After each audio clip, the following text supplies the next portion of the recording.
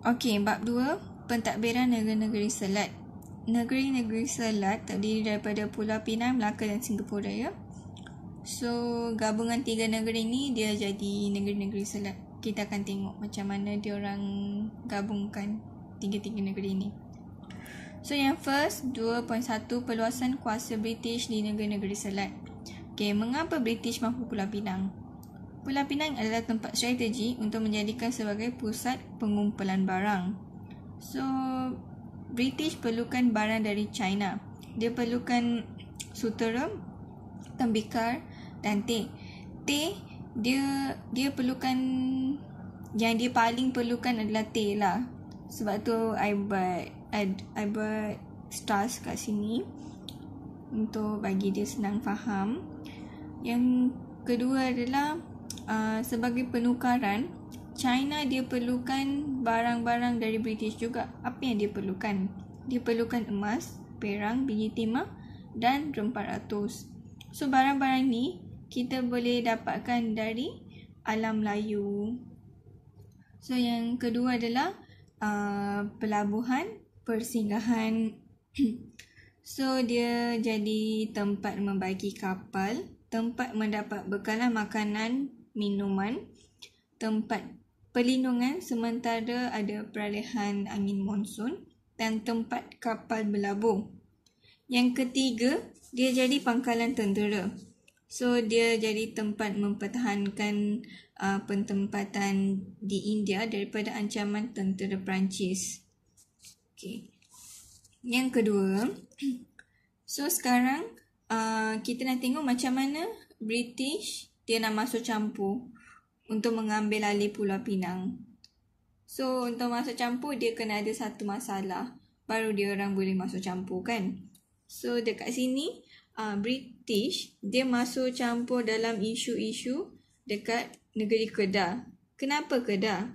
Sebab Pulau Pinang di bawah Kedah pada masa dahulu. So, kita tengok ya. Isu yang pertama ialah perebutan takhta Kesultanan Kedah. So, masa tu Sultan Muhammad Jiwa dia melantik Tunku Abdullah menjadi Raja Muda Kedah. Tetapi kerabat di Raja Kedah tidak setuju dengan Tunku Abdullah. Sebab Tunku Abdullah dia bukan anak gahara. Okey. Siapa kerabat di Raja yang tidak setuju tu? Diorang adalah saudara Sultan lah. So, apa maksud anak gahara? Anak gahara maksud bukan dari keluarga diraja. Maksudnya ayah dia raja tetapi bondanya rakyat biasa.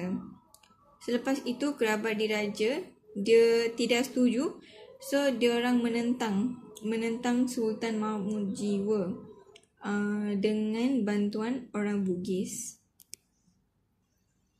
Okey, kedua adalah ancaman Siam. So, Siam sekarang dipanggil sebagai Thailand lah. Kedah dia berhenti menghantar bunga emas kepada Siam semasa perang Siam dengan Burma. So, sebabkan Kedah dia tarik balik dia punya perjanjian, Siam membuat ancaman terhadap Kedah. Bunga emas dihantar kepada Siam sebagai tanda persahabatan. Isu yang ketiga ialah tipu hela Francis Light. Francis Light adalah pegawai British. So, Francis Light berjanji dengan Sultan Kedah untuk membantu Sultan Kedah dari ancaman Siam, tetapi dia tipu. Dia buat tipu hela lah. So, masa tu Sultan Kedahnya adalah Sultan Abdullah. Okay. Yang kedua ialah maksudnya apa lagi Francis Light melakukan?